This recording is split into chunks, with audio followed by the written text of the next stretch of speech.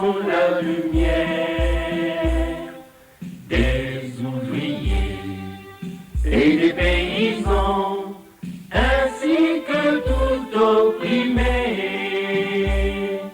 Il n'y a point de doute d'abattre l'exploitation et de créer une juste société. Notre serment est de ne jamais échouer. Ta la la la la, ta la la la la, ta la la la la la. Peuple congolais n'est jamais reculé. Nationaliste, allons de l'avant. Jeunes du pays, avançons, avançons. Intellectuels et soldats, avançons. Ta la la la la, ta la la la la, ta la la la la la. Chers téléspectateurs, encore une fois, bonsoir chez vous. Lokola na loba kamikolo nyonso. Merci na ndenge boza ko permettre ngai nakota na kati ya ba salon na bino kaka pona masolo ya Kinshasa makambo eza na Kinshasa. Lelo papa Molière tosola masolo nini. Il y a quelque temps tosalaki émission, il y avait à peu près 3 émissions les kakiawa. Concernant le dossier, il y a SCPT, Onatra, Sokopao. Tout ça, la émission, on a pris que Tokuti ba Congolais et Belé. Ba Bengani Bango, Bazodala, Libanda, na ba condition moko ya mawa. Na période surtout yo ya mbula. Tout ça, qui bisogno so indigné.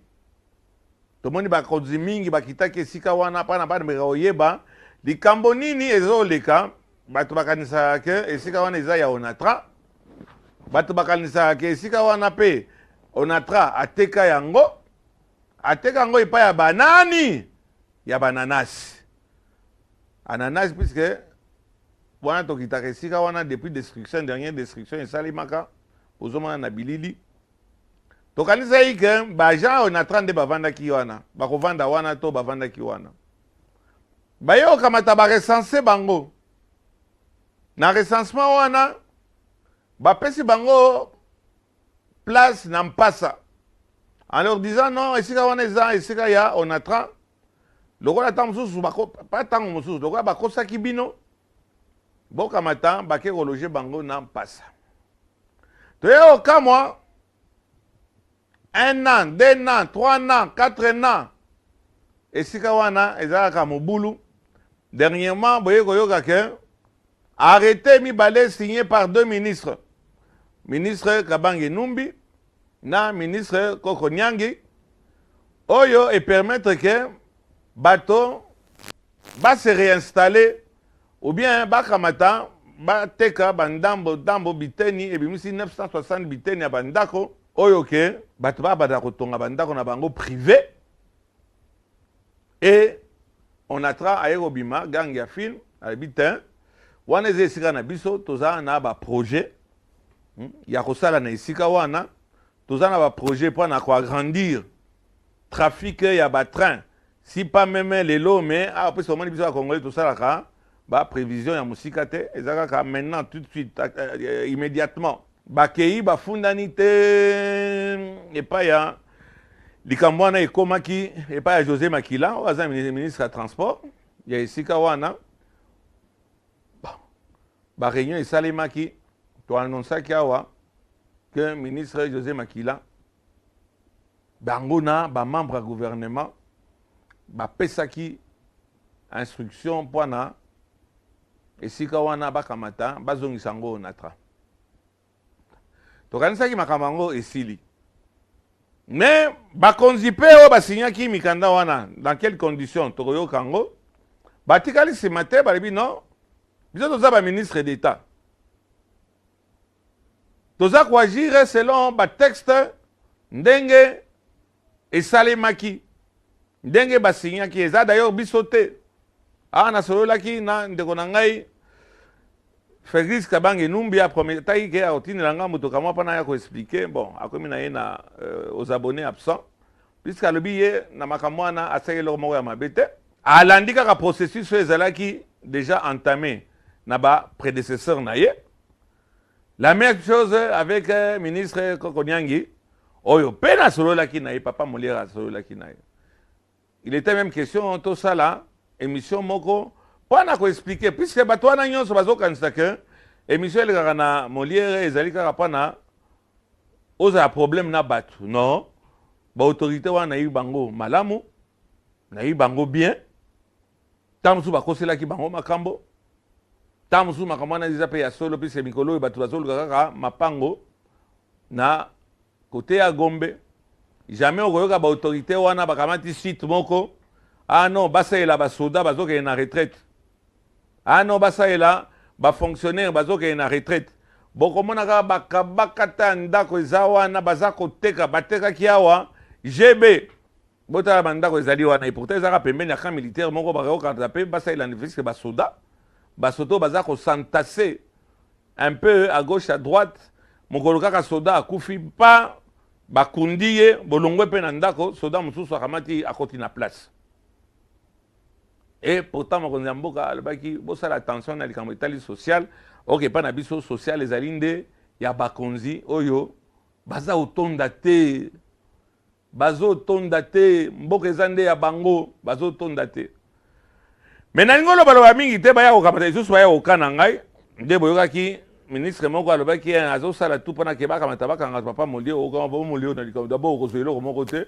Deuxièmement ce n'est pas facile aussi ya kokanga papa Molière puisque mosala naza kosala eza apprécié na likolo bomona na bagénérique na ngai te banda mokonzi ya mboka banda la première dame na eza trafic d'influence te lelo soko nake kolela boyoka nake komilela mpo na problème na ngai moko ya ngai moko ezali awa ya kaka na bango ya bato na tra oyo tozoloba lelo situation wana DG aza kolinga koyebisa position na ye mpenza mbango te. Premier ministre Bruno Tshibala gouverneur ya ville ya Kinshasa bato wana nyonso balandaka badénonciation na biso. Je me sens habitué à dire quoi informer. Quand il y a une affaire personnelle, on va vouloir et papa Molière, non. Papa Molière a créé un citoyenneté. Et ça, Makambo, ils ont les Kinshasa. Et avant même, Nakota, pas dénoncé, comme ça, ils ont les Kassasiko, Yawa, ils ont toujours dit Kokalan. Problème, ils ont les Ganasson et frères. Les Camonines, ils ont les Ganasson et frères. Asson et frères, au moment que Asson et frères, il y a. Bon, Isaac Asson. Wana eza famille ebandi lelo te na Congo toyoki ke bakomi okanga toyoki aso un frère baningi kolonga na mboka magasin oyo ya kitambo ya aso de frère baoti okanga ngo ba employé na bango nyonso na libanda o wo toyolanda lisusu ke bango moko na magasin na bango oyo ya limité bakamati pe bazo okanga ya incessamment basi bakangi kutu toloba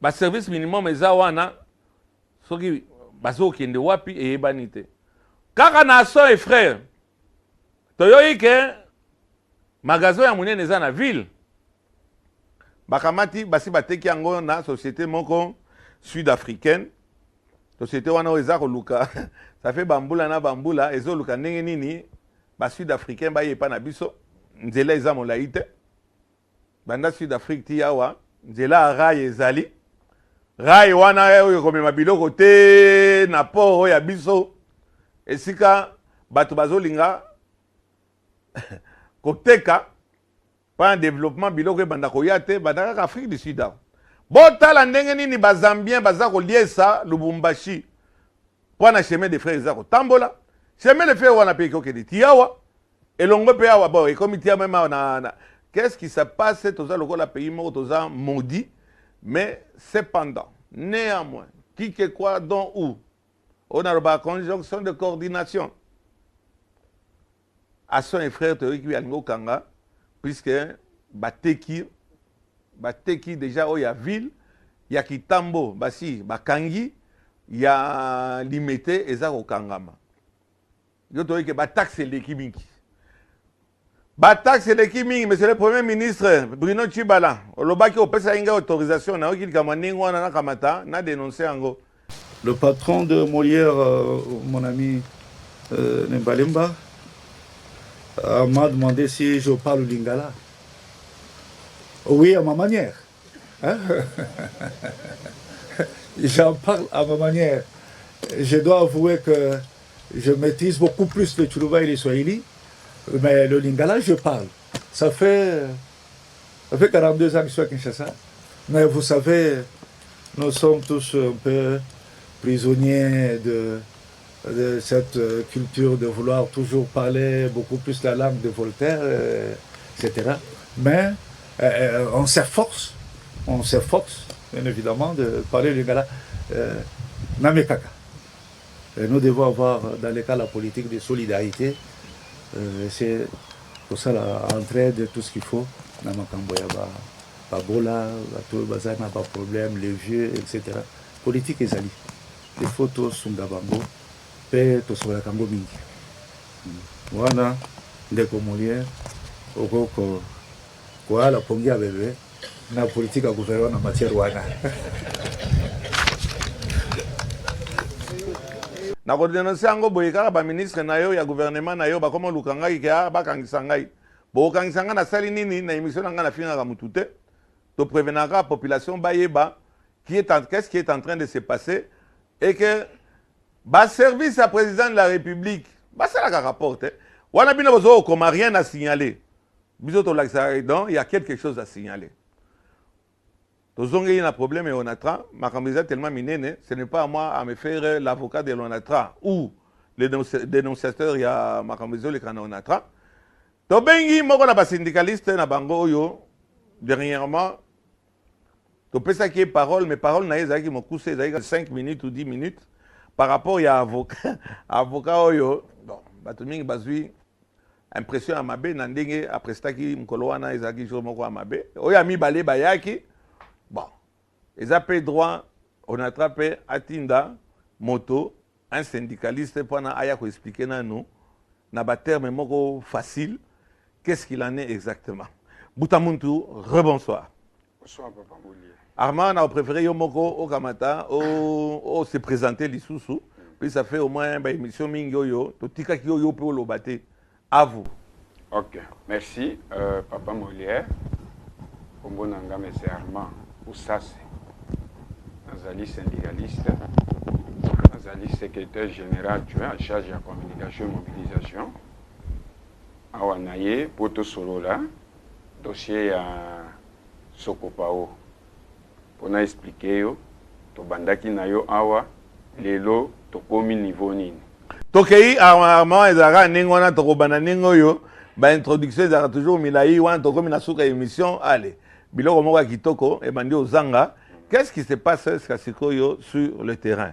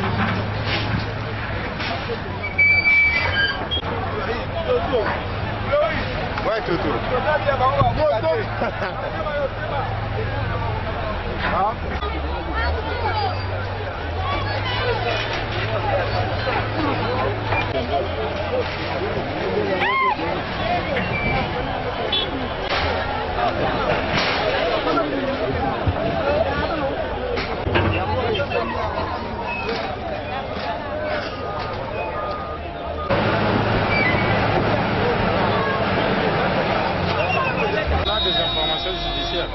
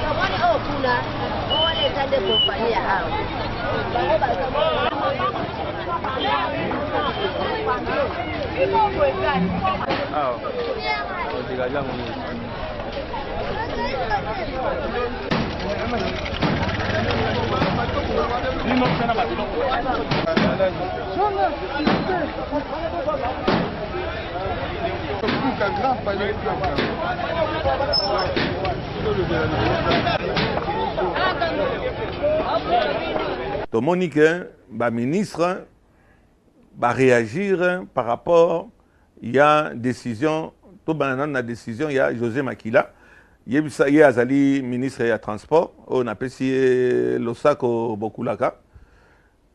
Décision on a et le Bénin, puisque parti on a et le Kakika Kandingo on a. Qu'est-ce qui s'est passé dans la réunion Oyo, José Makila Azalaki, Kokonyang Azalaki, le docteur Félix Kabang Azalaki, DG Nabino Mukoko Samba Azalaki, na bato mususu, qu'est-ce qui s'est passé et na kanisi décision moko et bimaki na première rencontre wana. Bato balanda ki ango malamute. À vous. Ok, merci Papa Molière. Après Simbote Ming et puis Longonia, vice-premier ministre, ministre en charge de transport et voies de communication, José Makila, où il y a là ici vraiment Mobali, Azali, Papa Molière, Azali ministre où il y a solo école Nabiso. Vice-premier ministre José Makila abenga ki banani na réunion wana parce que Mubulu ekoti na Sokopao. Papa Molière na date le 4 avril 2017 et le 6 avril 2017 ministre ya urbanisme habitat professeur Joseph Kokonyang a arrêté pour urbaniser site Sokopao. Alors que Sokopao ezali eloko ya STP ex-Onatra ezali patrimoine à l'État congolais. Ministre Moussous Docteur Félix Kabang l'air wanazaki ministre des Affaires foncières il est pas qui arrêté pour na clôture situana.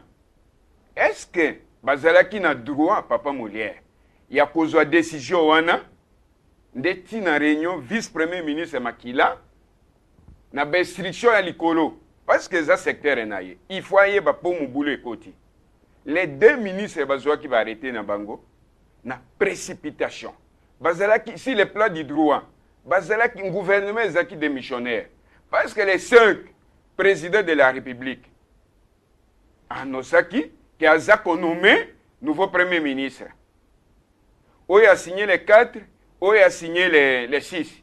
Ngai les 7, Papa Molière. Ya sanza nini? Mois d'avril. Il y a mois d'avril. Les 7 vers 11h, nazaki déjà na ba document. Oh, na sutuki.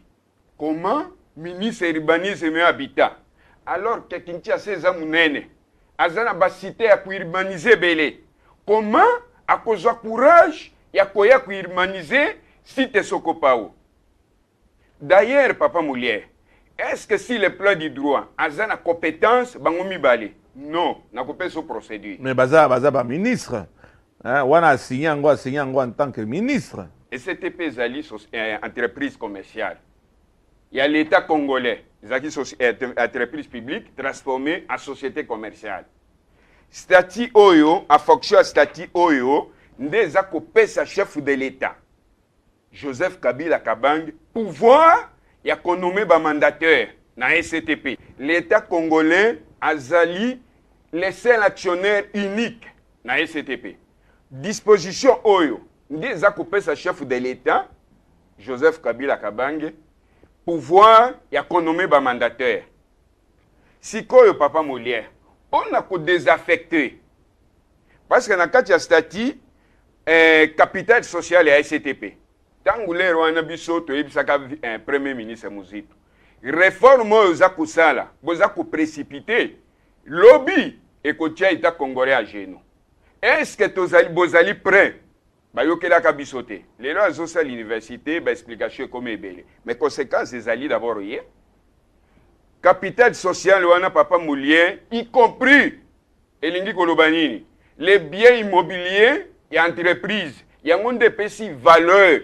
Oyo ke lobby soki Papa Molière lobby non. Ngai pe nangina comme actionnaire na SCTP ba ko brandir babi non. Valeur immobilier na biso, ya babiloko tozanango ezali boye. Toko tananu na suka ya Modindo. Ba ministre wana yo za otanga, olobi bon voilà, ba se précipita ki, ba yeba ke bazaki ba démissionnaire et sengela ki te ke ba signer mukanda wana ezaki signé dans la précipitation. Tant bien même bango bazo sala ezaka continuité ya ba makambo elekaki liboso. Ezaka bange numbi na ministre Kokodiangi mutu babandi likambo ete ba ministre mosusu bazalaki liboso oyo bantamaki procédure pendant que bakabola terrain ya Onatra. Oyo bango bango bazolo ba ezali sous terrain Onatra te et comme le terrain est déjà désaffecté et quand il a un patrimoine privé et que batwana baza sur place bako poursuivre bino likambo wana bokanisate ke bolongi. À vous. Oui, Papa Molière, merci. Yango nde procédure na lingina libola parce que oyebi ministre un ministre aza n'importe qui te. Ministre avant sa décision, il faut attendre mibeko robinine. Bazali nommé une ordonnance au chef de l'État et président tanga no makabanga lo baka vi la constitution. Ça dit toza lié mibeko ezali na constitution pays na biso. Procédure il y a désaffectation Papa Molière. Nalanda bandeko moko baya babino DG soki PDG moko onatra mutazwaka décision wana atekaka. Un PDG ou un DG azana pouvoir wana te ya ko désaffecter bien de l'État. D'abord on a pêché pouvoir wana. Wana ezamu ibi na ko pesa yo Papa Molière. DG si le plan ya procédure a ko proposer a ko sa rapport naye a soumettre en na conseil d'administration. Conseil va approuver batindi na ba ministre titel po oyeba que na tokoya kokoma esika nini les deux ministres pouvoir na bango ya koya kozwa décision na ezesika nini. Tant conseil d'administration va ko approuver et qu'il na les deux ministres titel, c'est-à-dire portefeuille et puis transport. Ministre à portefeuille en tant que titel administratif et titel technique ministre à transport va soumettre na conseil des ministres parce que kobo sanate que ba entreprise wana Papa Molière ezali lié na mibeko ya pays. Vous comprenez? Tango eke na conseil des ministres, conseil ba sali o ba bengango proposition de loi. Il faut eleka na parlement soka silisi eke na sénat soka silisi ndeye pas président de la République azwango par voie ordonnance. Il y a qu'à désaffecter une partie, par exemple, il y a Mabele, il y a SCTP, où il y a Régie des eaux bien SNEL, pour soit compte tenu par exemple la réalité ou difficulté entreprise pour si proposition bakosalela ye nde président zwi par une voie ya ordonnance tango ordonnance wana ekosalema papa Molière nde sikoyo lere ye sikoyo bakotala nani aza na pouvoir ya kuurbaniser ministre ya urbanisme habitat nani aza na pouvoir ya clôture ministre ya affaires foncier nde sikoyo bango sikoyo bakobata masima ya ordonnance à chef de l'État. Parce que procédure les a déjà suivi. Vous comprenez? Alors, ndeba ministre, mutuna mutakoya kosala, musala naï. Mais lelo, papa Molière. Mais c'est grave que les deux ministres, bazwa, par voie y arrêter. Est-ce que aucune disposition ou aucun article, les deux ministres Baroubi, vit l'ordonnance du chef de l'État? Il faut les canaux parlement. Statut entreprise et angona uti koye bisayo et les cas na parlement et les cas na sénat vous comprenez yangonde za ko pesa chef de l'état pouvoir ya konomé mais comment papa Molière ministre la muki na tonga bino et puis plus grave encore mais c'est scandale pour les oui papa Molière ministre nani Kabange Numbi naza mukanda na yawa a se référer à lobby yete mutabanda. C'est-à-dire qu'avaye, ba ministre Moussoussou, babanda. Nakopé exemple. Et ça, ba ministre Moussoussou, babanda, mais il y a même des jugements. On a tra, na baninga Moussoussou, bokoyaki. Jugement rendu au nom ya président de la République, Joseph Kabila Kabange. Il semblerait que le Cameroun est comme agiti na justice et kuna ba pesa ki bango raison. Ezali oyo babenga ngo scandale na niveau ya instance judiciaire. Et na petit chef de l'État merci na mukanda moko akomelaka président ya Sénat président de cria que justice eza malamu te na kopesa ndakisa moko juge vous comprenez décision ya cour d'appel ya Kinshasa Matete cour d'appel a motivé décision na été arrêt ya cour d'appel ezali vide oyo na koloba imprécise un arrêt imprécis c'est-à-dire vide. Vous comprenez? Papa Molière, l'arrêt à cour d'appel à Kinshasa Matete. Dispositif finango ndenge na tangi na arrêté, il y a parmi ba ministre Mibale. Alors Biboé, excès de pouvoir dans l'hôtel de ville. Papa Molière, toza ne bande, na kola kisayo mukanda, il y a cabinet à chef de l'État. Lettre accusée réception au nom du président de la République. Merci le directeur de cabinet chef de l'État, maître. Voilà, tu as la voix après, mais aux autres répondre, il y a été comme une amasoro milai. Yo yebisanga nous na réunion oyo José Makila asala ki na ba ministre Moussoussou à ce sujet. Likamonini oyo ebimaki bon to continuer na nous na masolo oyo zo. Oui, merci papa Molière parce que tuninga question ya ba jugement. C'est pour na ebisa que oui, Kabange Numbi alobi ezali kamo déjà ezana niveau ya justice et que batu bazali wana de droit. Bakotika ndenge wana te bakamata poursuivre ezala l'état ezala bino nyonso wana poursuivre bino puisque bango bazana mikanda na bango découlant d'un jugement. Oui. Est-ce que ministre Kabange Numbi papa Molière mais c'est clair na si bande ko bazolanda biso bazakolanda na uti ko la kisayo procédure il y a désaffectation il y a bien de l'état qui est compétent il y a ko désaffecter bien de l'état mais c'est le chef de l'état. Comment, de quel droit est ministre à Zoapar voit arrêter, papa Molière, à désaffecter ou à l'auture? D'abord, est-ce qu'il y a un chef de l'État? Papa Molière, dans le émission, il faut d'abord, les membres du gouvernement, un respect. Les lobangonyo c'est grâce au chef de l'État. Quand le président du pouvoir en 2001, bangonyo sona yeba bango. Mais Mouto a nommé yo, a Zubik naye. A nommé au Yébani le commis ministre, au violé, usurpation du pouvoir, au signé. D'abord, est-ce que le ministre est incompétent? Il y a qu'à désaffecter bien de l'État? Jamais. C'est le président de la République et président Kozouango. Après Tangonune, il faut, et la procédure, direction générale, conseil d'administration, conseil des ministres, et que le Parlement, Sénat, n'ayez ce et Papa Molière. Chef de l'État Yemoko a signé un gonanuté. Mais n'arrêtez le ministre Kabange Numbi. mais il fallait alakisa biso vu l'ordonnance. Est-ce que yemoko ministre a respecté la procédure wana? Et ça c'est comme si on trahit une mouton et a péché au vie. Et c'est grave. Mais alors, à titre Alors, zela oui. tokenga ningwana Oui. mze yozo kene oyebi dossier na yo Oui. biso bato na bazolanda biso babola bazana besoin koyeba est-ce que likambo yo tozoyoka le premier ministre Bruno Tshibala silence radio azali aux abonnés absents parce que tozo comprendre vraiment le fait que kabakata likama ningwana azopesa position na été est-ce que ba ministre mi ba wana bazwaki autorisation, c'est quand même bon. Nous supposons que aux membres il y a ministère moko, il y a gouvernement, aux membres du gouvernement et sengeli ozwa avis quand même ou bien autorisation, il y a kapakata likamani wana euta et pas il y a premier ministre yende azali ko diligenté, azako gérer bangonyo bazali wana. Est-ce que ça a été fait? Papa Moulière. Les 7 temps on a eu ba copie à bareto. Les 9. Merci mingi na mwana mboka Sami Badibanga. Ayambanga.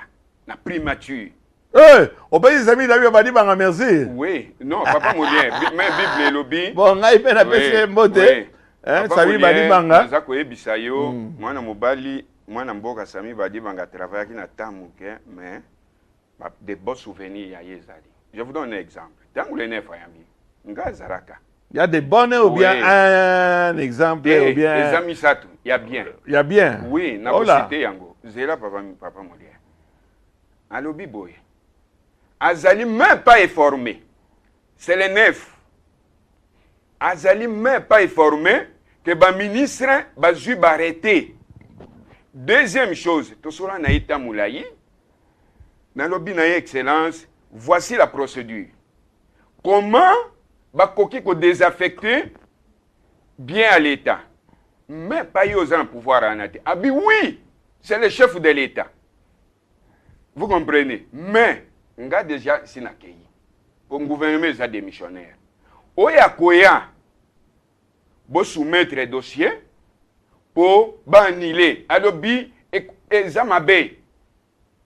Abi même un premier ministre. Asa na pouvoir en attaquer. C'est le chef de l'État, président de la République, asa n'importe qui. C'est le premier citoyen du pays. Il est le garant des institutions. Comment un ministre Namouki, au commis ko signé pouvoir ayaye, ils ont marqué du respect. Si mayo ko lo bandoganga na ba télévision ba radio, biso toza simanaye, mais oza ko sekaye et biso toza peuple. To kolingate que ministre moko, mandataire moko, asakana na chef de l'État, non, à moi oza la congolais Papa Moulière. Le président de wana ezaka mafuta papa wana ezaka mafuta tozon ala makambo yo na réunion il y a vice-premier ministre José Makila touché na dossier parce que Papa Moulière, je suis syndicaliste. Il faut que vous ayez la reconnaissance chaque fois ce que mon autorité a posé bakte moko ya bien parce que va continuer na biso vice-premier ministre José Makila touché par le dossier. Alandi angwawa mukolonga na yako dénoncer alandanga et salier passi avec des éléments à l'appui a présidé réunion à bengi ba ministre ayebisi mango alobi non et ça le makabongote mais donc le ministre moka bimakuna fâché conséquence nango ezani ministre ngwa fâché pour la ligamoni ministre moko fâché ba conseiller makambo c'est comme si a signé qui arrêté mon côté. Si c'est là, mengai po nanga ezalaki ko fâché moko ya soni parce que trahi muto ya pesho vie ngai il est le président nomenga il faut na salon honneur par rapport na Michel wana ozo zongeli yango deuxième Papa Moulière pesanga no na kandike tina ya tina wana Papa Moulière ministre oya sikoyo maître Noumeya Dumalungi ministre affaires foncières Papa Moulière alors non il y a lobby, non? Je suis compatriote. Ngai na kundimaka jamais bien à l'État. Et ça a désaffecté ni par un ministre, ni par le premier ministre. Moins par Bishop peut-être Barma, au DG. C'est le pouvoir des chefs. Azui annulé Ango. Annulé Ango Ndengenini, Papa Moulière. Nani wana? Ministre Noumeya. Mais avant na kati ya odoloba pesanga nanu décision oyo ebimaki na kati ya réunion oyo nde Yango, il y a arrêté ministériel de 97, ministre des Affaires foncières. Voilà. Papa, le gros balobaka, on a ordonnance loi numéro 14 025 10. Tout ça, on numéro on a été. Allez directement, on a fait. Dès que on a RTNC, on a battu, on a numéro T. Pendant qu'on a fait, on a 5 minutes, 10 minutes ici, les gars. Point. Sans abroger, on a Ezali, Maître Loumeya du Malégui. Sans abroger. L'arrêté ministériel numéro portant la création du lotissement dénommé Extension Soko Pao 1, 2 et 3, comportant 483 parcelles de terre destinées à un usage résidentiel situé dans la zone délimitée, ville de Kinshasa. L'arrêté numéro... Donc, l'arrêté, tout le arrêté, donc, ezali ya Kabange Numbi na Kokodiangi. Na évité, mais on peut s'abiser. Maître Loumeya, à la Uboye, sont abrogées toutes les dispositions antérieures et contraires au présent arrêté. Le conservateur des titres immobiliers, les chefs de division du cadastre, de la circonscription foncière délimitée sont chargés chacun en ce qui les concerne de l'exécution du présent arrêté qui sort ses effets à la date de la signature et c'est le 15 août 2017, Maître Loumeya du Malégui. Pour empilation, journal officiel, gouverneur de la ville, secrétaire général aux affaires foncières, conservateur des titres immobiliers, chef de division du cadastre délimité, bourgmestre de la commune délimitée. Loumeya Kamati allez où? A barré Babiloko Wanagnon. Voilà. Loumeya a barré Biloko Nyonso. C'est-à-dire, ezala Sokopao ya kala. Ezala ya sikoyo, a Nyonso, a zongisi yango, na l'État congolais propriétaire. A se basé na nini, Papa Molière? Maître Loumeya Salibia. Voilà compatriote wa lingi pays. Yé pas na kati ya réunion oyo, oui, Makila. Oui, na kati ya réunion. Ilingo lobanini Papa Molière. Na zongi na numukesima. Même ya nonatrua. Lotissement ya libosa nonatrua. Pourquoi annuler yango? Procédure ezalaki respectée. Comment à cette époque un DG ou un PDG à ce temps na évité baza obenga bango ba PDG pendant que mission na ezali ya ko gérer entreprise. Tant ba pêche mission ya ko gérer entreprise. Ba tindi yote ya ko teka biloko entreprise. Ba sala lotissement wana ça que président de la République a sota. C'était le maréchal Mobutu, je crois. Azwa pas une voie de il y a une procédure na uti ko expliquer awa. Bandeko ba nini bandeko baza ko landa biso. Le PDG à l'époque Kazaki n'a pouvoir rater. Gravité des faits, Papa Molière. Ça là lotissement sans respect des procédures. Non. Ils en ont fait mon côté. Parce que parcelle on a ils ont toujours une entreprise. Conséquence non, ils ont entreprise ni papa Armand. Ils ont entreprise que batouana mingi bazana katouana bazana déjà na ba certificat d'enregistrement na bango. Papa Molière, naza ko yebisa ko ils ont sali man affaire foncière. Vous savez musée nazonga mukesima. Président Kabila le père. Tango refokaka bango. Deuxième chose Papa Molière, nazana mukanda ya.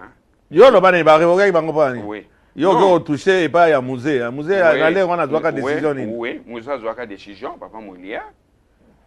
Musée leur a constaté que lotissement Sokopao ezalaki ba lotire yango sans respect à procédure parce que président de la République a signé kate. Et lingi koloba que bate nyonso ba posaki wana eza nul. Les DG, PDG, même les lots. Un DG n'a pas le pouvoir, il y a que désaffecter bien de l'entreprise. D'abord, droit en a il n'a pas ce pouvoir. Il y a limite, il a un niveau de gestion. Alors, il va payer sa baja. Papa Molière, il y a un travailleur, et bien non désaffecté. Pour payer sa travailleur. Mais comment nous va désaffecter? Papa Molière, quand est-ce que les deux ministres vont désaffecter bien ou exécuter? Il faut direction générale proposer dans le conseil va adopter et qu'il y a un titel, et qu'il y a un conseil de ministres. Conseil a sali proposition, il faut aller dans le Parlement et le Sénat. Parlement, Sénat et l'équipe. Lélo, net Parlement, lélo. Et qu'on les passoire parce que la plupart des députés mingi sont abonnés dans le mandataire ou dans le ministre. c'est facile au pesi bangoga go pesi école kanango. Au pesi nini? Mais néanmoins. Au pesi nini? Au pesi mbongo. D'abord est-ce que tu as parlé ma? Majorité y a pas député. C'est papa Moulé Zanasoni pour une république comme Bisso. Deuxième chose, même si bongo que le parlement est faible parce que deux mandats législatifs papa Moulé. Attends ministre moko akoyate. Attends mandataire moko akoyate. Mais c'est grave. C'est grave pour Toloba, bango tout va sala kamusala madame. Ba député. Alors deuxième chose papa Moulier. Tant que l'équipe parlement sénat, dès la 4 ordonnances, il y a président de la République à Koloban sont chargés d'exécuter. Ah, voilà. Porte Sikoyo et Fungwami Pona Bango. Les deux ministres, c'est-à-dire affaires foncières que ça la part naïe, urbanisme et habitat, il n'y a pas que ça la part naïe. Les deux ministres sont incompétents. Il y a qu'à prouver biso noir et blanc que vu voilà que ça biso à ta photocopie ordonnance signé par le chef de l'État. Parce qu'il faut pas se référer. Comment pouvoir réserver chef de l'État yo ministre wana donc elango donc point na yo esiga oza kobeta CT ça veut dire que ni le gouvernement de par le premier ministre Bruno Tshibala ou Sami Badibanga on a le bac déjà ainsi na PC bana kalina Sami bonjour quoi que wana lika mususu yo ndimiye que même yé awanga na likamwana ayebi angote ayeba quitté ayeba quitté pendant 2h12 minutes na premier ministre boy et longonya pour na Sami Badibanga c'est bon parlementaire ayeba quitté donc yepé asutu kaki ngande na komi ko pesa ayeba copie et puis réponse na izala ki bien papa Molien otuna kinga wa sala nini bazwaka mesure moko abi mituka ya kale ko kota lisusu te na Kinshasa te papa Molien naza ko ebisa yo c'est grave et là qu'on a Iranda province historique les Bas-Congo sec activités zaki paradis bon tu allez pas Sami Badibanga te bamsusu bandimaka bamsusu badimaka te allons-y alors deuxième chose Bruno Tshibala nakati ya babiloko nyonso premier ministre na biso mais c'est le premier ministre oyebisaki papa Molière oyoki likambo ndenge wana ya kofunda bakomo tungisango zoka o bazali ngokanga ngai mais c'est le premier ministre yoka makambo bazoloba ndenge nini ozovanda nie ndenge nini oza kovanda nie obele ba visite un peu à gauche à droite mais na likambo oyo bato baza libanda bato baza kolala libanda décision des ministres ya gouvernement baza koyokana te toloba deux ministres te toloba bakomi à peu près 4 ou 5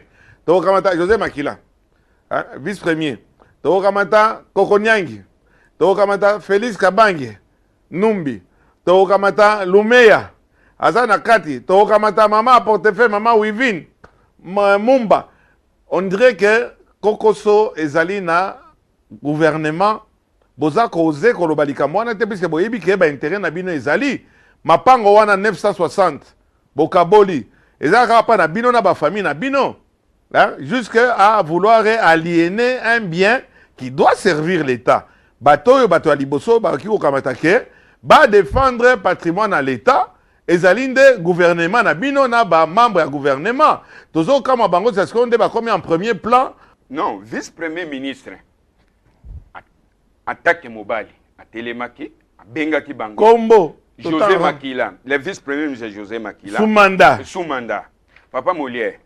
Na réunion na ye décision à Malunga, oui, et Kobima Banile yango. Parce que maître Nouméa s'est basé sur une non-respect à procédure.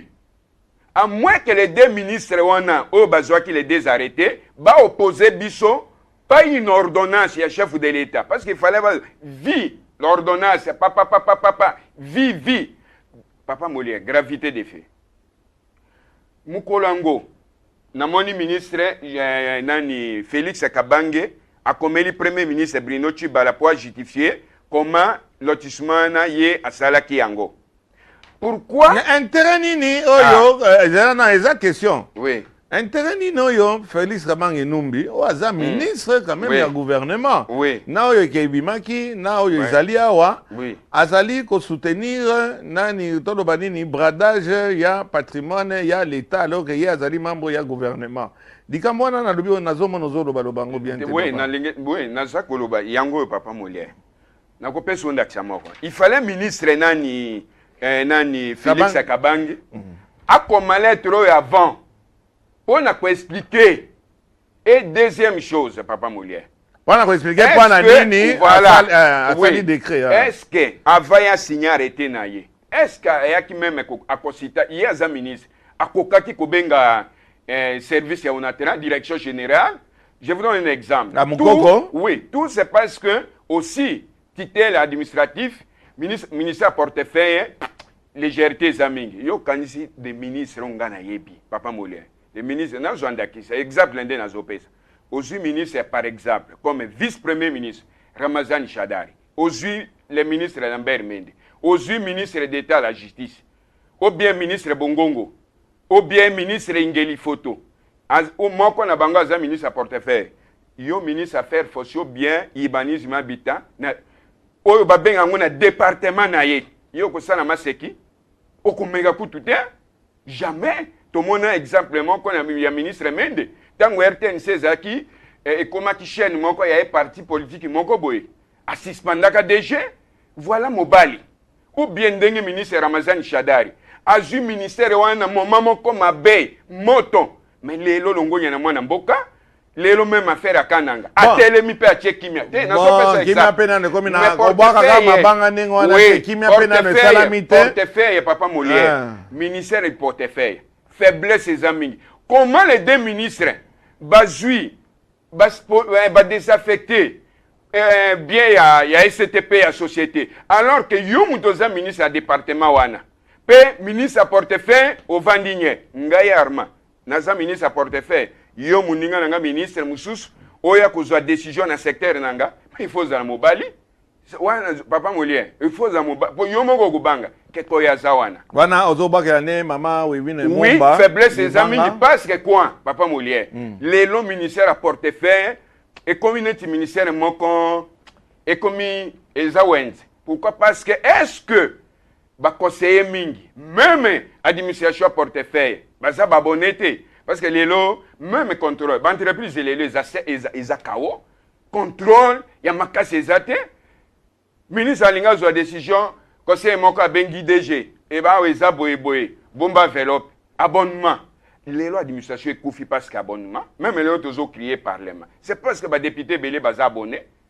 et c'est grave baza ko rendre musala mabena chef de l'état yo kanisi ba ministre ngana uti kotanga aza ministre à portefeuille na cité quelques ministres oyo baza mibali d'abord yo ko yana ndukomeka ndenge dini mutu neti ministre Mende yo oya yo ministre musoko dans domaine naye okomeka te Papa Molière ou bien vice-premier ministre Chadari yangonde mwana mboka José Makila atelemi tosi tozongeli likamwana alors deuxième Papa Molière mukanda ya Félix Kabange Numbi otangi yango awa eza memo oui bon apparemment asalaki yango na ba membre ya gouvernement okopesanga yango yango Papa Molière avato koma na mukanda na ye na lingina sala surprise moko Papa Molière toza na plus 4 toujours makamba balotissement ne salemi l'ancien vice-président de la République mi bali bazana pays sénateur Yerodia mukanda ne yango ah bon oui le vieux Yerodia oui naza na souvenir mi balé ya munene ya papa Yerodia oui on appelle mbote na esika azali ezali wana likaki na Nations Unies discours asaraki kuna kitoko contre bakaforumu eto contre barwandais na kamwa mbote oyo alikaki oyo apesaka bajournaliste papa Yerodia alobi boye akomi yango epai ya ministre des affaires foncières à Kinshasa Gombe concernant lotissement Cité Sokopao, maison Natra, déclarée bien 100 mètres. Oh, Makamango Bandakala, 10 juin 2004. Il vous souviendra que le Conseil des ministres avait, au cours de sa réunion du 1er octobre 1999, décidé le déguerpissement des inciviques de la destruction systématique de toutes les maisons y érigées au mépris de toute considération sécuritaire ainsi que des sanctions à prendre à l'endroit des fonctionnaires de l'État auteurs de la distribution des parcelles sur le site Sokopao. Antérieurement, le 14 juillet 1995, le Conseil des ministres avait décidé au cours de sa réunion du Conseil l'annulation de tous ces lotissements et la démolition de toute construction érigée anarchiquement sur le site Soko Pao. Je viens d'être informé par la délégation de l'ONATRA que 1. La décision prise par le ministère des Affaires foncières de remplacer les personnes illégalement installées autrefois dans le site Sokopao, la décision prise par le ministre des Affaires foncières de déclarer bien 100 mètres de 10 maisons de l'ONATRA délimitées, résidentielles, et celles situées au croisement des avenues Okito, office de route, dans la commune de la Gombe. Oh, nakati wana me bozaki na mbika ite waza ministre lelo ya enseignement supérieur mutuna binote. Nakoroba. Il ressort de l'examen de ce dossier que la concession ONATRA, limitée dite Soko Pao, a été mise à la disposition de l'ONATRA par l'État congolais sur base de la lettre numéro tel du 18 juillet 1952 pour leur installation ferroviaire. Yerodia Abdoulaye Dombassi. Les maisons déclarées bien 100 mètres, etc. De ce fait, cette concession et immeubles sont propriété de l'ONATRA. Voilà. Patrimoine de l'État congolais. La loi foncière nous renseigne que ces biens ne peuvent être aliénés que dans les formes suivant les règles qui leur sont particulières. Tant qu'ils ne sont pas régulièrement désaffectés, ils sont hors du commerce. À défaut de tout contrat de concession conclu en violation de dispositions impératives, etc., afin d'y participer de la continuité des services publics, ces décisions du gouvernement sont d'application.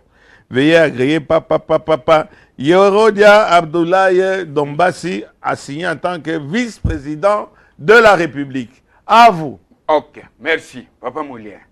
C'est Mukanda ya vice-président Yerodia. Ne bandela lobby, conseil de ministres. C'est-à-dire quoi? Ndenge kana lobaki. Pourquoi les deux ministres? Toujours nous que bango baza titel. On a tiré ça sous titel à ministère urbanisme et habitat. Tout le baké bango baza titel. Pourquoi ba soumettre à qui proposition dans le conseil des ministres? Parce que ba qui est collégaté et puis chef d'État n'inga la fâché. Ba sali papa précipitamment pendant qu'un gouvernement est qui démissionné. Deuxième, Papa Molière. Vice-président Yerodia.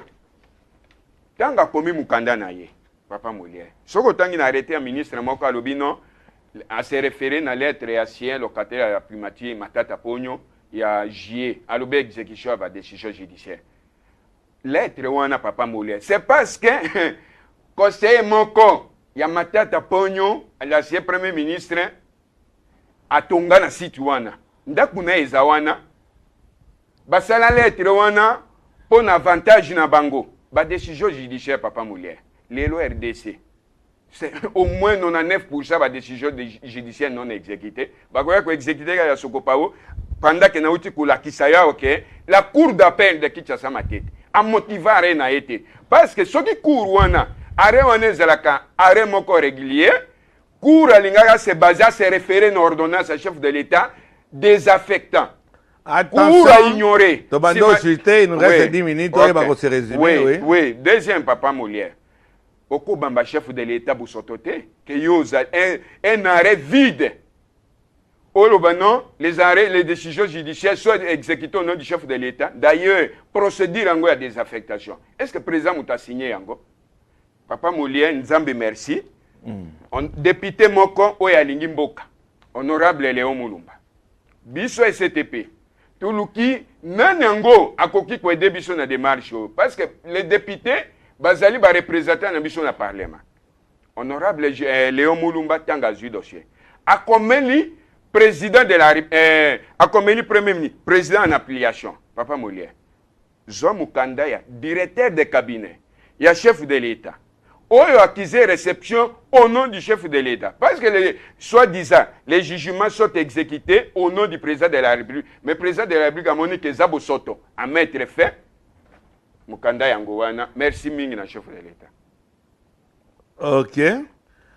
Cabinet. Ah bon. nakanisi eza eza bombe kiadi kibeni.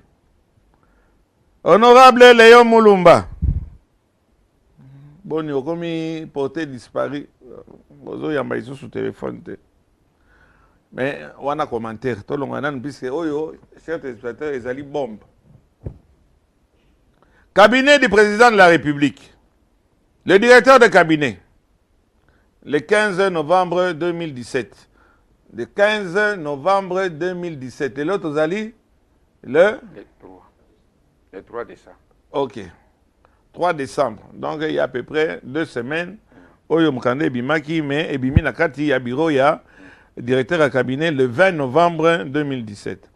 À son Excellence, Monsieur le Président de la République, avec l'expression de mes hommages les plus différents de l'année, à son Excellence, Monsieur le Premier ministre. Ah, domaine que le Premier ministre, donc, il n'est pas joyeux qu'il y ait, avec l'assurance de ma haute considération.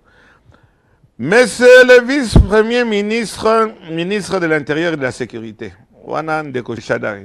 Monsieur le ministre des Affaires foncières, Monsieur le ministre de l'Urbanisme et Habitat. Affaires foncières, Zarananio. Affaires, les lois, c'est Lumeya Doumalou. Lumeya, ah. Monsieur le ministre de l'Urbanisme et Habitat, Madame et Monsieur les directeurs de cabinet, adjoints du président de la République, Monsieur le gouverneur de la ville de Kinshasa, Wanananio. André Kimbuta. Yango. Ouais. Yepazwaki. Oui, oui. Ok, Likambote.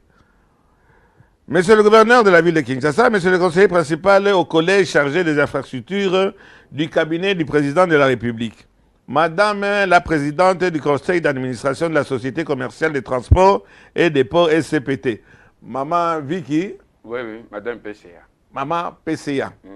Katouma. Oui, oui. Ok. Maman Mbote. Monsieur le directeur général de la SCPT. Oh. Mukoko. Mukoko Samba. Papa Mbote.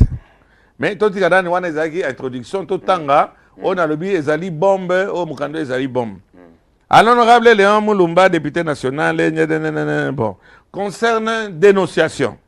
Honorable, j'accuse réception au nom de son Excellence, Monsieur le Président de la République, de la copie de votre lettre numéro tel, relative à l'objet susmentionné. L'objet susmentionné, Zali, dénonciation. Voilà. Je demande au ministre de l'Urbanisme et Habitat, des Affaires foncières et de l'aménagement du territoire, au gouverneur de la ville, au directeur général de la SCPT, qui me lise en copie, de prendre rapidement les dispositions utiles en vue du déguerpissement des personnes mises en cause sur ce site, compris entre la 5e et la 12e rue, dans la commune de Limité, réservé à l'entretien des trains. Veuillez agréer, honorable, l'expression de ma considération distinguée signée Naemi Milwani Milonja, directeur Yaza, directeur de cabinet. Azali Motoazui, décision au nom du président de la République. On a comment commentaire et de prendre des dispositions urgentes. Voilà. À vous. Ok, merci Papa Molière. Voilà, président de la République, Alandi Biso émission Nabiso, honorable Léon Mulumba, a comment lié. Alors, ok, n'a pas jugement ou bambaye à salité. On va plier au terre de vie. Arrêt, on a balbé en terre de vie, excès de pouvoir. Mais, il y a un monde dans autour de arrêt, on est allé vide. Ministre urbanisme, il y a ministre Félix Kabange, a commis le premier ministre pour justifier le premier ministre l'héros dès lors que chef de l'État a traché, le premier ministre était compétent. Il est dessaisi du dossier. À coquille sous unité, cocotate. Parce que présent maître fait, voilà un nationaliste. C'est-à-dire quoi? À lobby, bazoa ba disposition urgente. Pour balongola batoana nyoso. C'est tina na loba ki Papa Molière. Ce qui a solo, les deux ministres ont besoin qui arrêté. Ce qui batou n'a quand même information pour cause de décision alliée place à chef de l'État. Non, tout ça na président moko. Mi balete. Et mutumo okolo bate cause muta majorité présidentielle au banda pour signer ba décision alliée place à chef de l'État. À mettre fin. et les jugements, Toi, et les c'était, arrêtés, hein? et les jugements, et les arrêtés. Après ces instructions, dans le service concerné, si le service est une subordination, lorsqu'il y a un acte de subordination, mais on va tirer les conséquences, parce que le président a traché. Alors, il y a un domaine réservé pour l'entretien à battre. Boni au ministre, au Kolamukana Tongo, alors qu'un gouvernement est démissionnaire, le président a fait discours pendant les deux chambres, Bissonio Sotolandais, Tobetele Maboko, yo signé arrêté. À mettre fait, et c'est fini. Merci. Un dernier mot, tu as besoin de Souka. Deux, trois mots. Dernier mot, tu peux honorable Léon Moulumba, merci Makassi. Tu peux chef de l'État, directeur de cabinet, maître Némi. Voilà, papa Moulien, et loko, ils allaient reconnaissance. Mais Nabiso et Koussouka Awate. Tu l'obis, tu convoqué l'Assemblée. As un chef de l'État, tu remercier vivement devant l'opinion pour à la kisi à solo que azali nationaliste. Pourquoi président Zoko dans Badochia salité wanate? Kaka tourage naie. Deuxième papa Molière. Mukanda moko ezaliawa. Il y a président de la République. A komela nani? A komela président à Sénat papa Molière. Kengo Adondo. Oui. Yango. A komela président à Sénat. Président Lobi nazako décrié. Fléau moko ekoti. Impunité. Trafic d'influence. Alobi na leo kengo adondo sala musala na yo na lingi koyo kangote. Rapidement, naza déjà na mukanda ango, mais natanga ango pana elinga bato batala. Nous devons quand même faire quelque chose, cher ami. Na ningo ba compatriote. On ne peut pas comme ça kaka olamungi na Tongo sur ce 960 parcelles, bakabelio soki 20, soki 200, soki 300. Et puis il y a combien de au bien na boko prouver ngai na kofunda bino na justice bon prouver que na zata na lopango moko là n'est pas le problème moto azolo ba azamuto na tanga azamuto na traité mais quand même on doit faire quelque chose so bamzu bazo sala ngote nga za komona que il faut tout le bas population ba iba li kamoneza wana ezali déjà mokanda moko ya kala il y a juillet 2009 le président de la République. Honorable président du Sénat, voilà comme il est M. Léon Kengo Adondo, président du Sénat, Palais du Peuple, Kinshasa Lingwala. Faisant suite aux importantes mesures que j'ai prises en date du 15 juillet 2009, relatives à l'assainissement du secteur de la justice, je vous demande de relayer cet élan de restauration, de la sanction et de promotion des valeurs positives, ainsi que de bonne gouvernance au sein du Sénat, par des actions courageuses et appropriées. Ça, c'est le président de la République, Joseph Kabila Kabange. J'attire votre particulière attention sur la gravité de l'inversion des valeurs et de malgouvernance qui impose à toute l'adoption d'une politique de tolérance zéro contre les auteurs de ces fléaux que j'ai toujours décriés dans tous les secteurs de la vie nationale, tant au niveau civil que militaire. L'abus des biens sociaux, l'enrichissement illicite, le trafic d'influence, ainsi que l'obstruction aux poursuites et à l'exécution des décisions judiciaires par les membres du gouvernement. Des députés et des sénateurs, les responsables de l'administration publique, de l'armée, de la police, des services de sécurité, des entreprises publiques, des établissements et autres services publics de l'État devraient à tout prix être combattus par les auteurs et sévèrement sanctionnés.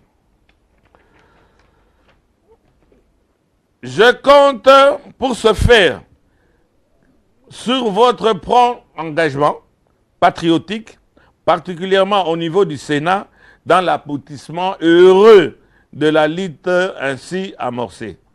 Veuillez agréer, honorable président du Sénat, l'assurance de ma haute considération, Joseph Kabila Kabange, Oezali Mukanda, Boya Kolobo, Ezali, Facebook ou bien Photoshop, le président de la République démocratique du Congo.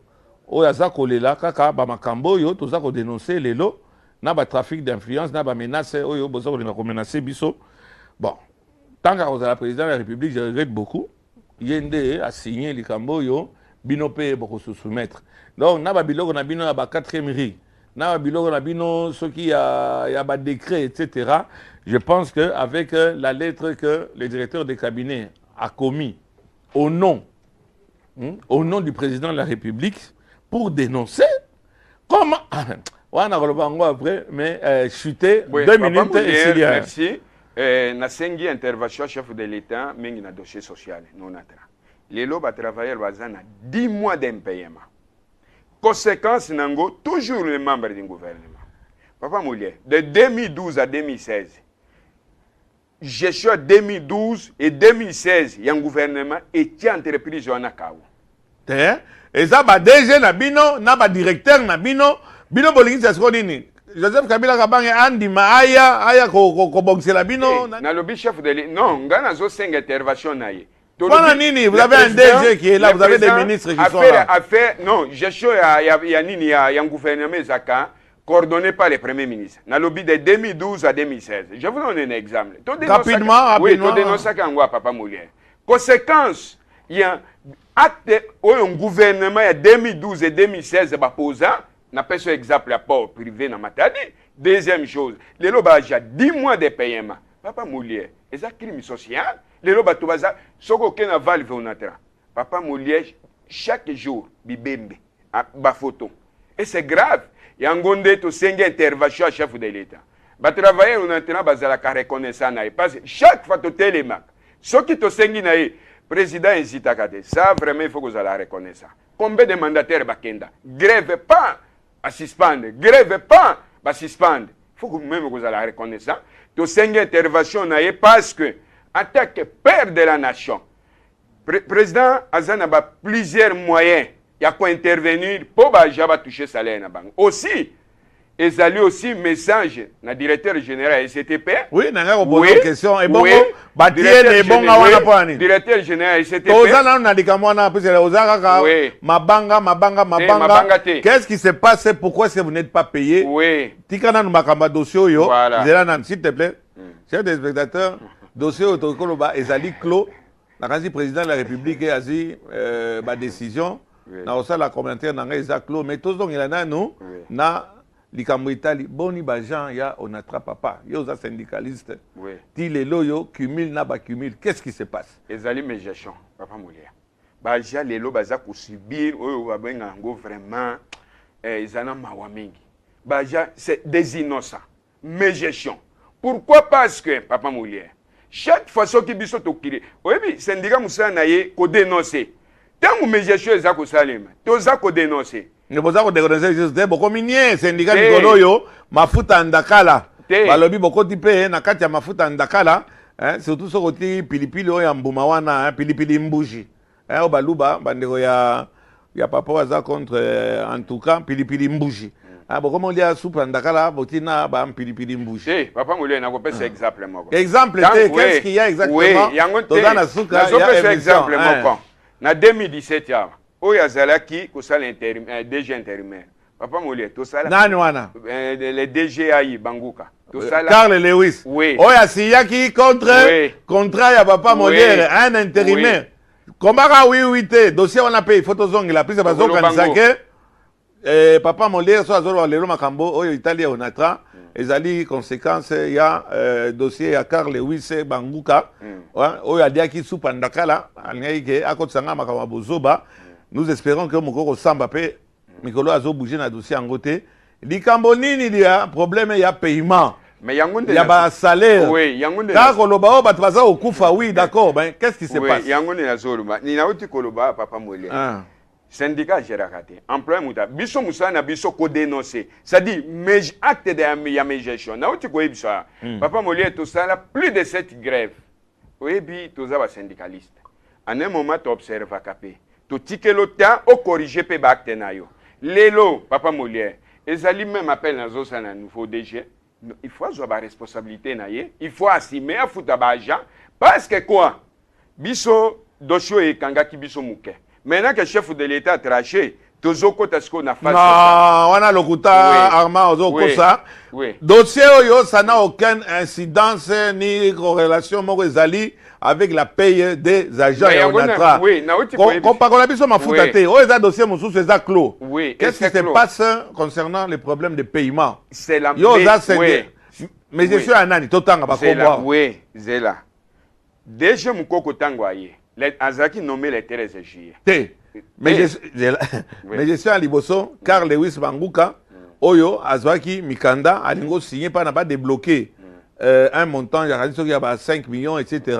Alors que Yépe Azaki Pembenize, le là, le ministre Mi Balo Outi Otangawana, il n'était plus en fonction. Et Likamwemema, Papa Malé, problème na Onatra, et Zali, tentative à mes gestions, il y a M. Banguka, à qui nous font dans la justice, n'a pas dit que Onatra. Bato pesa ingai ba mikanda wana boya se défendre. Qu'est-ce qu'il en est? Il y a paiement aux autres répondre aux répondre rapidement donc comme na souka papa. Oui, na répondre. Na pêche exemple moko. Yem se répondre nini? Non, ba jalelo baza ku subir acte. Toyebi papa modèle racia lobi yango, oui. Na ba oyo baza ko gérer entreprise. Banani. D'abord, na bandi na ba mandataire nazo citer mozo katakatanga. Na pêche exemple moko. Mutu moko apakola langi. Babimisa $650,000. Mbongo ekokai ko servir ba travailleurs. Nagar centrale. C'est Papa Molière qui a dénoncé ça, oui. Papa Molière. Mbongo ona elinga ke fuda ba travailleurs. Syndicat dénonce ça. Mais pourquoi na oti koloba ke ministère portefeuille? Bangou Kande atantaki bani bokangi été, bani bo poursuivre été. Mais Papa Molière, biso to kangaka te. Musa zela. C'est oyebe eloko na oti ko yebisa ke ministère portefeuille balali. Madame Elamoukan. Non, Madame Agerakate, vous avez un DG, papa. Non, Papa Molière, l'entreprise est régie, contrôle les lois de l'entreprise et ça a un portefeuille. Mais tant que biso to gangi, biso to frappakate, Papa Molière. Baouti a débloqué 12 millions, je crois, de dollars. Pendant le renouvellement, il y a charroi, il y a véhicule, il y a manutention, il y a matadi. Pendant que, bon, accroître, recettes. Comment vous ne parvenez pas à payer le personnel de l'ONATRA? Non, le gouvernement a payé ça qui accord. Mais c'est ça depuis 2 mois. Non, a payé ça qui accord, il y a 30 millions. Mais, au niveau, il y a la banque. Combien? Il y a 30 millions de dollars. Natissement, il y a RLT. Mais au niveau, il y a la banque, Papa Molière, il y a 3 banques, il y a Kiliboso. 3 banques, il y a Kiliboso. Robank, BCDC, la banque, il y a négocié. La banque, à la dernière minute, Baboyi. Pour quelles raisons Yonanga te éviter? Alors que l'État congolais Azali, c'est l'actionnaire. Deuxième chose, pourquoi Waja baza kufuta mate? Mais yango ndenga naza ku profiter nango pour na senga na chef de l'État. Senga et Paya Dadi Moukoko Samba. Qu'est-ce que le président vient faire? Zelanan, papa, Zelanan. Oui. Qu'est-ce que le président de la République vient faire dans Likamboyo? Bela pe maman Olive à hôtel la bino Likamboyo. Bino de bozo zambongo, mbongo ebele zoko bimakuna, ezoke de wat. Mais yangonde na uti ko yebisa papa mwe. Pourquoi na bele l'IDG? Nga naza couper ultimatum na directeur général. Azwa ba responsabilité na ye en tant qu'employeur, a mobiliser mbongo afuta baja. Parce que quoi? Soki fwani, maman soki fwani bote pese aux alliés. Papa Molière, syndicat observateur. Papa Molière, l'héros naza ko yebisa yo ba travailleurs baza vraiment mobilisés. Et directeur général, azwa ba responsable en tant qu'employeur, a lukambonga futa baja parce qu'il n'y a pas justifié. Et donc quand justifier l'issue exacte 100 jours et l'équipe, l'héros est comme il faut futa ba travailleurs. Gabilan. Nga naza syndicaliste, na koki kondimate ou ko cautionner que ba travailleurs, lelo Papa Molière, soki nazaliawa. C'est parce que Batouana baza ko pesa biso confiance et nga na kuiko ya wate po na sala o babengango na pesa mutu moko boye cadeau jamais na ko sala ka yango te nga soko sali mabe na côté les mirayo. Alors DG c'est un appel Papa Molière 10 mois d'impayement. Pourquoi naza ko senga ko kura chef de l'État? Papa Molière chaque fois toté les maka mingi bataxa gabiso. Oh mais noir. Oh si c'est là. Yango ne nazali le chef de l'État qui va travailler à 10 mois d'impayement. Et si qu'on syndicat, biso siko Papa Molière, ezali. Mais pas si bilo banger si kala matadi te. Et comme ina nous te. Bon, bongo ya nani poro ya Ledia. Hein, bilo bozaka wana Ledia futa kate, Ledia futa kate. Bozo récupérer mon Ledia te pendant. Papa Molière, merci mingo koti na sujet moko. Te totikali beza na mokuse. Oui, okoti na sujet moko mutuya. Na ko préféré. Tout ça na émission spéciale. Te bofuta kapete. Il faudra que DG Banguka apesa bino ba moyen pe bo le kakawa. Tolembi gratuité entre temps ngai mbongo na nga na koti yango na epa na bino papa Molière elali kaka ndenge wana bozo yebisa ngai te où est-ce qu'on en est wana libanga makambo ya poro ya Ledia mbongo ezwa kuuta kuna mais yango nde naza koloba na directeur général zwa ba responsabilité na ye. Comment voulez-vous balobio STP tozali ba actionnaire na poro wana mais mbongo eza kuna ekendaka wapi? Oh, mais yo deux syndicalistes. Vous comprenez? Non, yo deux gérakate. Yo deux au gérakate. Oui. Mais ozana droit, bozana droit bino ba syndicaliste. Boza kolia supu ya takala mikolo yo. Oui. Mbongo wana biso de to kotuna bino, yo sa yo kotuna nani? Te, ngana gérakate. Mbongo ya Ledia ekendeke wapi? Te, naza ko yebisa oboy. Papa Molière, nakopesa exemple moko. Nalandi émission moko lobi. C'est ça kala muka lobi ono voilà. Mutu moko boya lobi non. Nazo barrete. Nazo peso exemple. Nalingo comprendre facilement.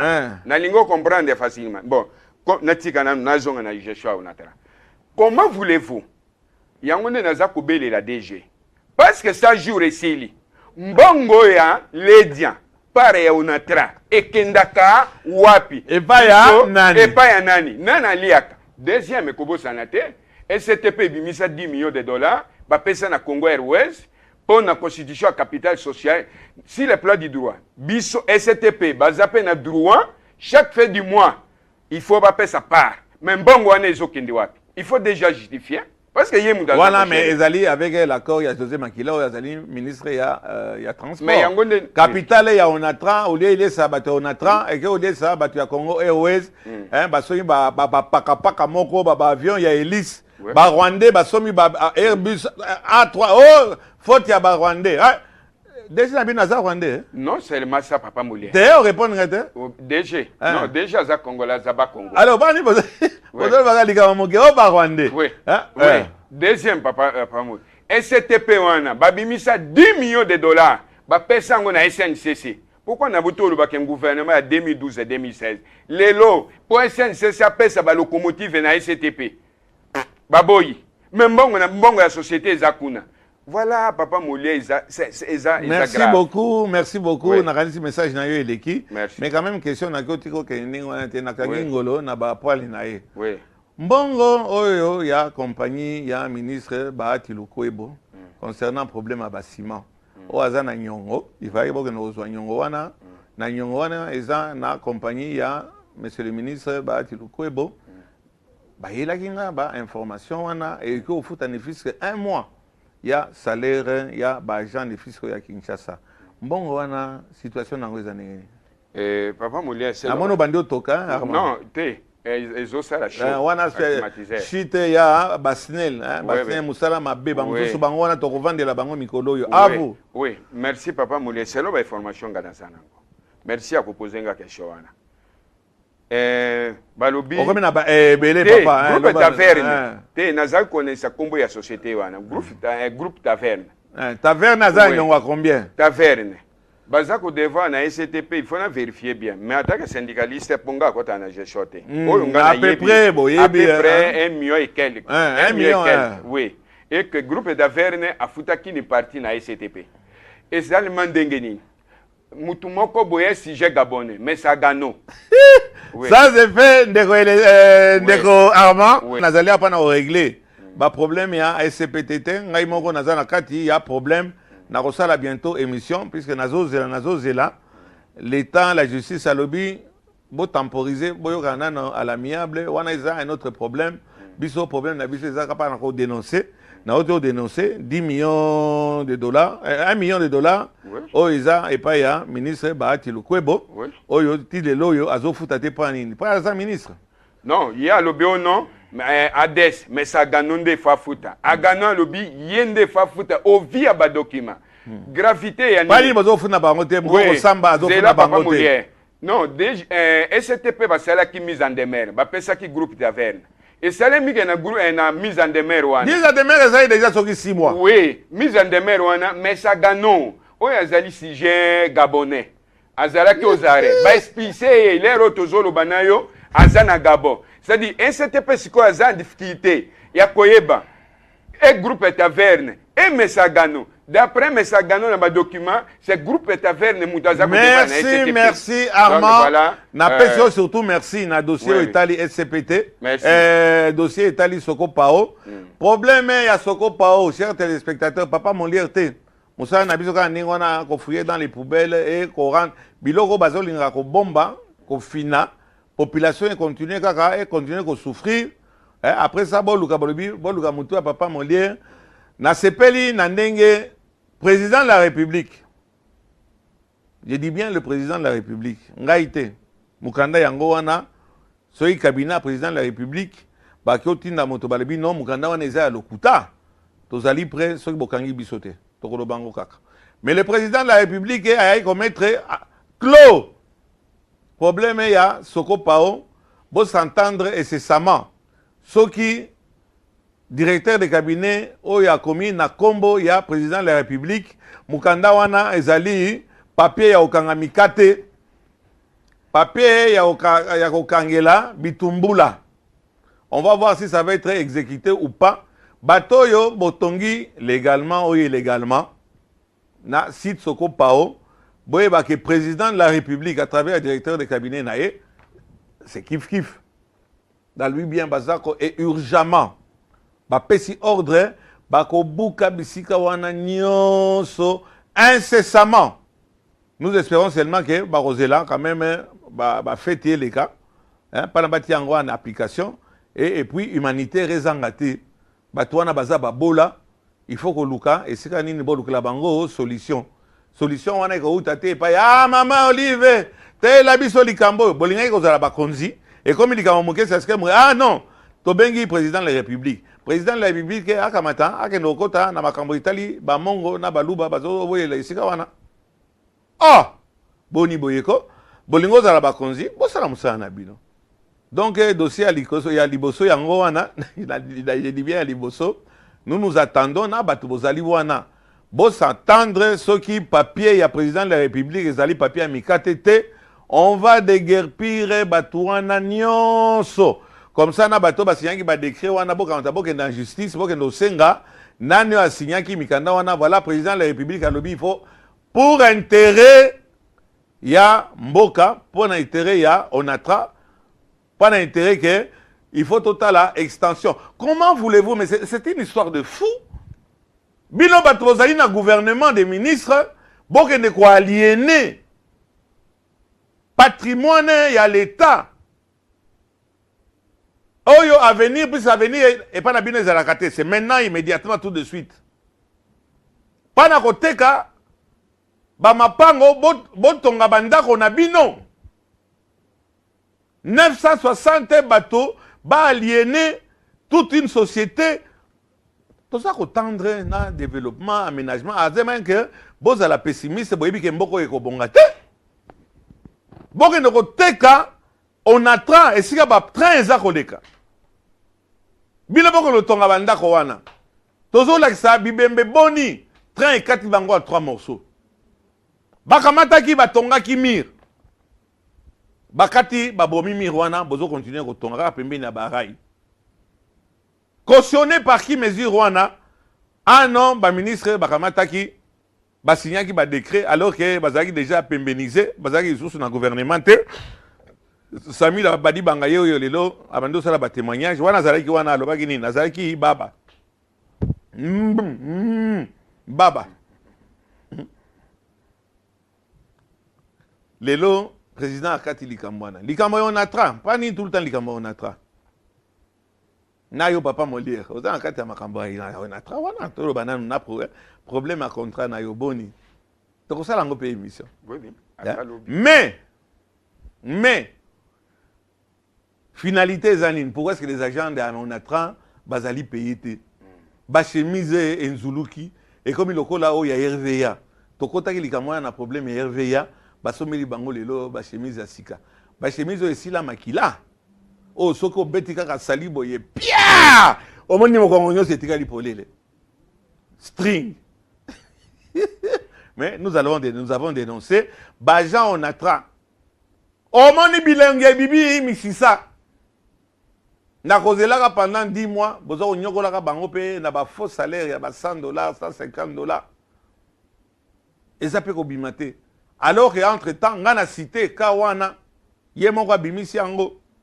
Batangi kombo ya un ministre aussi akolinganga ou bien akoyinangai. Monsieur le ministre ngaite bango mo ne bayaki nango bayekoloba. Vous leur devez $1 million. Comment on ni papa Armand? Compagnie wana? Groupe Taverne. Groupe Taverne. Défendez-vous.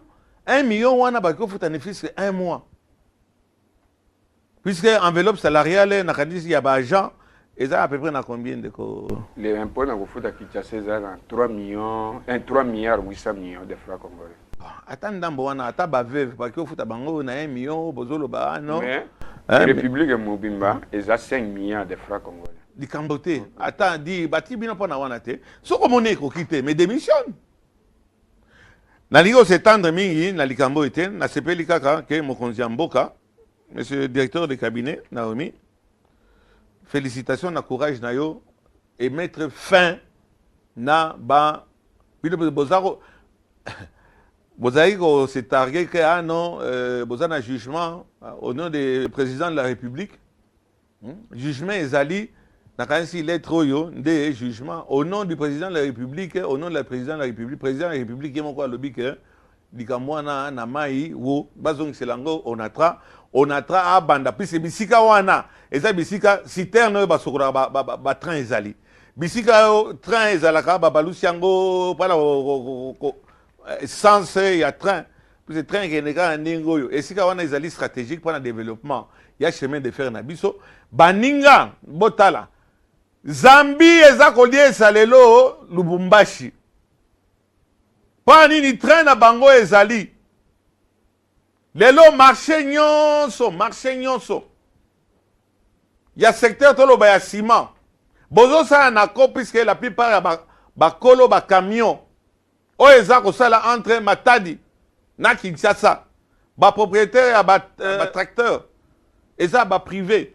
marché nyonso par exemple ya ciment eza okima na onatra ezali kaka en moins de 2 heures 3 heures du temps ciment nyonso eux autres à la Congo et vous allez approvisionner par l'ONATRA et l'ONATRA va avoir les moyens.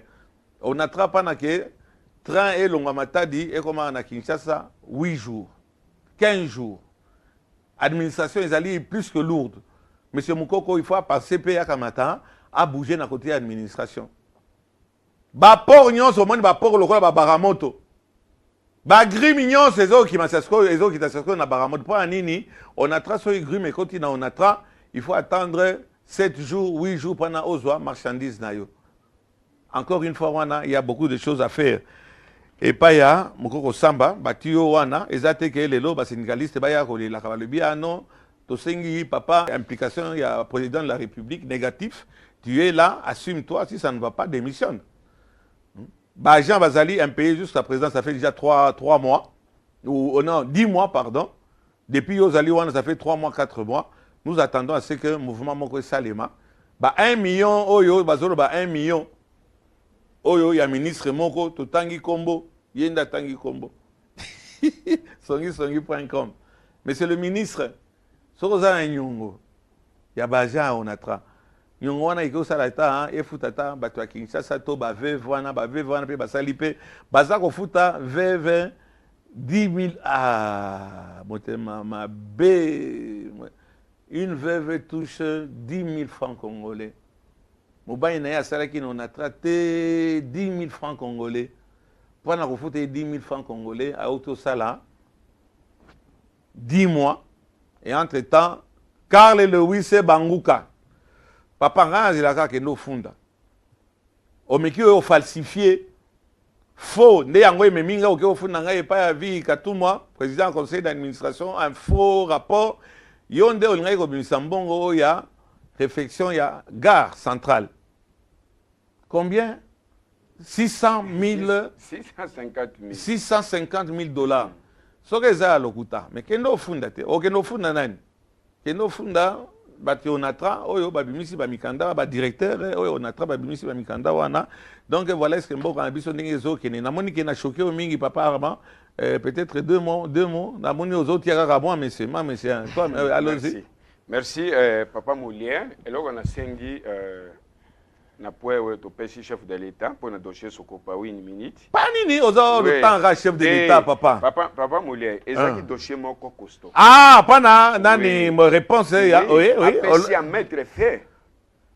Voilà premier dossier. Deuxième dossier. Eza papier mikate. Oui. Deuxième dossier. De là nanu pas donc na dossier eza papier mikate ba ko sala papier le comment c'est. Ba intervention robita kakawa. Car na ba ministre bazaka na kati ya gouvernement bazako agir na bato bazolingo kakisa papa Molière bon comme j'ai toujours dit on s'est déjà préparé moralement et tout donc et rozaka papier mikate ba okanga nango ka mikate ba okula mama moko azana coin wana te ka mikate bo komona ke document président de la République o le kapeka ndingo na tozondi mate mais tozozela kimona meso ke bakamata bazongisela on atra esika na ye na lemi pe okotela rabino bato na tra ba makambo na bino oyangai nazo ka suite te to vandela ngope olingo loba nini c'est bon ya souka DG le directeur général ba nommé yo pour gérer STP zo ba disposition sala recouvrement na yo auprès ba client ou baza ko devoir STP ou futa ba travailleur parce que papa Molière 10 mois mais c'est grave nazo bino bozo sala ni na 10 mois wana bosaini. Non, na pesi d'abord un appel parce qu'il faut na dénoncer yango que ba travailleur baza au bout baza ko souffrir. Zembo wana ese yokani papa. Papa Molière azala la kisaki yango eneminga ba enemi na conseil d'administration na bino. Oui, na banza d'ici quelques jours au cause aller former.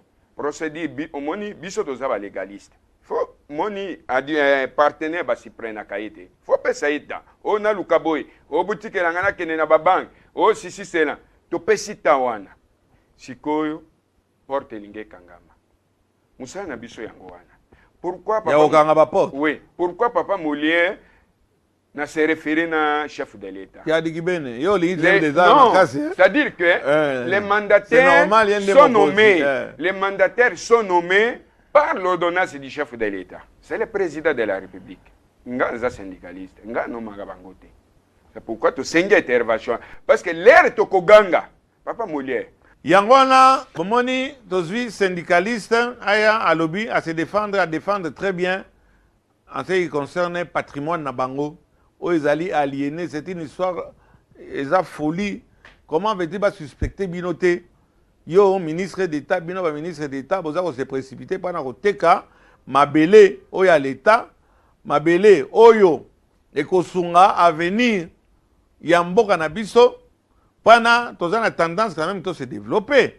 To continuer ka ndinga wana te, bomoni kaka ke mabele wana nyonso ezali vendu. Ezali cédé à des particuliers batonga ba villa alors que toza ko se développer te. Affaire à suivre et à vous. Ces bébés sont la lumière des ouvriers et des paysans, ainsi que tout opprimé. Il n'y a point de doute d'abattre l'exploitation et de créer une juste société. Notre serment est de ne jamais échouer. La la la la la, la la la la la, la la la la la la. Peuple congolais n'est jamais reculé. Nationaliste, allons de l'avant.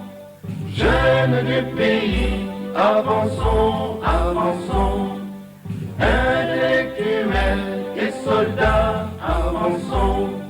Ta la la la la, ta la la la la, ta la la la la la.